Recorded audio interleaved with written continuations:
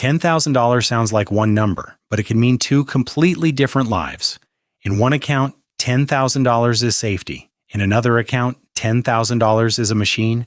Confusing those two things is one of the most expensive mistakes in personal finance. By the end of this video, you'll see the exact math behind why I saved $10K and I invested $10K are not the same milestone at all. You'll see what that same $10,000 actually becomes after a decade, depending largely on where it was sitting. And you'll get one simple question that decides where every dollar you have should actually go. Saving is a storage system. Investing is a growth system. And using a storage system for a growth goal doesn't damage you dramatically at first. There's no crash, no red chart, no scary headline. The money just sits there, quietly, safely, looking completely responsible. And year after year, it quietly buys a little less. That's the part almost nobody notices happening in real time.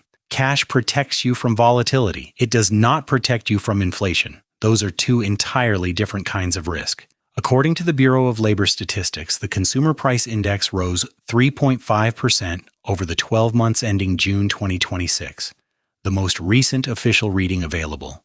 So if inflation is running around 3.5%, $10,000 in cash doesn't actually stay $10,000 in real life.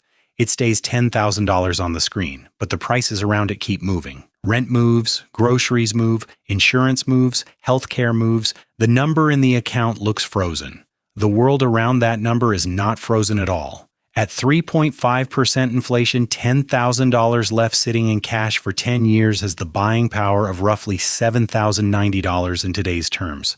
The account balance still says $10,000, but close to $2,900 of real purchasing power quietly disappeared. That's why cash can feel completely safe while it's actually shrinking. Not shrinking in dollars, but shrinking in strength. And this is exactly where the mistake usually begins. Someone works hard, saves that first $10,000, and feels like they've reached a serious milestone. And they have. That's a genuine accomplishment worth taking seriously, but then fear quietly takes over the next decision. The thinking becomes, I don't want to lose it, so the money just stays in savings. 1 year, then 3, then 5, then 10. Because nothing visibly bad happened, it feels like the cautious choice worked out, but inflation was collecting rent on it the entire time, invisibly. None of this means cash is bad. Cash is necessary. It's what keeps a real emergency from turning into real debt. Cash is what lets someone handle a layoff, a car repair, or a medical bill without having to sell investments at the worst possible moment. Cash was never the enemy here. The actual enemy is asking cash to do a job it was never built to do in the first place. A savings account works like a refrigerator. It preserves what you need soon. Nobody plants seeds in a refrigerator and wonders why nothing grew. That's essentially what happens when long-term money sits in savings forever. It stays preserved. It never actually gets planted anywhere. Investing is different. It means accepting real short-term movement in exchange for a real chance at long-term growth.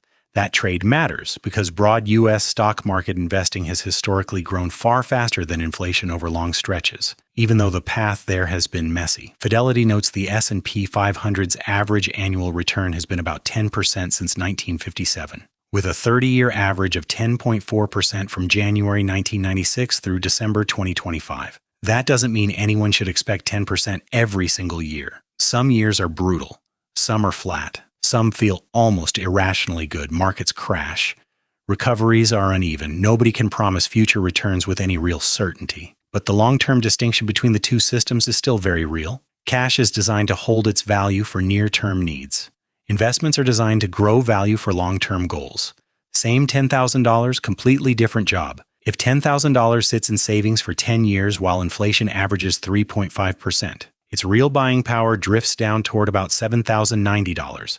If that same $10,000 is invested and earns an assumed 7% annually for 10 years, it grows to roughly $19,670 before taxes and fees. Adjusted for that same 3.5% inflation, that's still worth close to $13,900 in today's actual buying power, not guaranteed either way. But the difference shows the entire system at work. Savings tries to keep money available. Investing tries to make money multiply. One protects the present, the other builds the future. The real mistake is applying present money rules to a future money goal. A lot of people do exactly this because investing feels emotionally backwards compared to saving. Saving feels responsible because the number never jumps around. Investing feels risky because the number visibly moves. But visible risk isn't the only risk that exists here. It's just the one that's easiest to actually see. A stock market drop is visible risk. Inflation is quiet risk. Market volatility shows up like a storm. Inflation shows up more like a slow leak inside the walls. One frightens you immediately, the other damages you slowly enough that most people underestimate it completely, right up until it's already done its work. People say, at least I didn't lose money, but sometimes they genuinely did. They just lost it in purchasing power instead of watching the account balance itself drop. This is why the right question was never, should I save or invest? The right question is simply, when do I actually need this money? That one question changes almost everything about where a dollar should go. Money needed in the next few months belongs in cash, rent, bills, groceries, emergencies.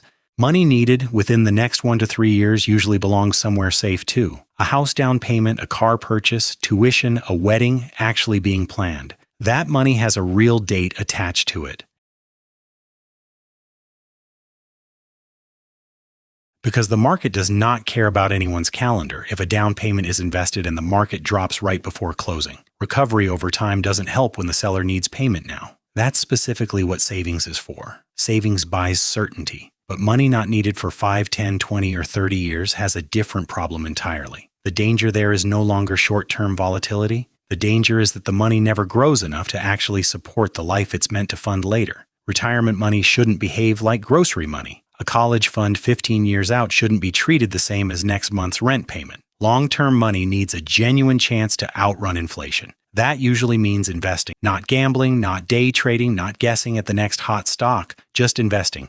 Broad diversification, low costs, automatic contributions, and a timeline long enough to actually survive the bad years along the way. The tricky part is that $10,000 sitting in savings can feel more impressive than $10,000 invested, purely because savings feels finished. It looks clean and controlled. But with long-term money, nothing is happening, may actually be the entire problem hiding in plain sight. Invested money feels less controlled because it's genuinely alive. It moves up, it moves down, it gives you real reasons to worry sometimes, but that movement is simply part of the price attached to growth. Compounding doesn't come free of uncertainty, and safety doesn't come free of cost either. Every dollar needs an actual job. Some dollars are soldiers. They defend you, sit in cash, and handle emergencies so you never have to swipe a credit card in a crisis. Other dollars are builders. They go into investments, take on real risk, and work quietly over years. They were never meant to be touched every time headlines get loud.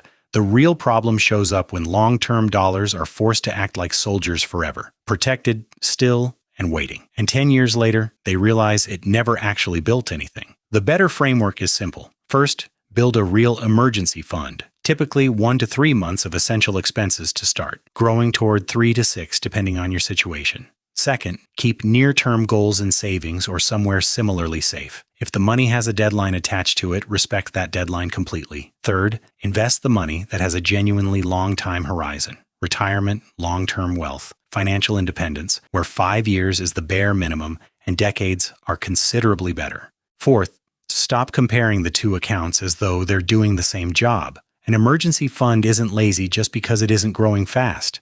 An investment account isn't broken just because it moves. A fire extinguisher and an engine are both useful, but you'd never judge the extinguisher for failing to drive the car. That's the real difference between saving $10,000 and investing $10,000. Saving $10K means you built a shield. Investing $10K means you built a machine. You need both, but you need them assigned to the right job. Because money sitting safely in the wrong place can quietly become one of the most expensive decisions you ever make. Not because anyone was reckless, because they were simply too careful with money that actually needed time to grow instead. The goal was never to stop saving altogether. The goal is to stop storing your future inside a system that was only ever built to protect your present.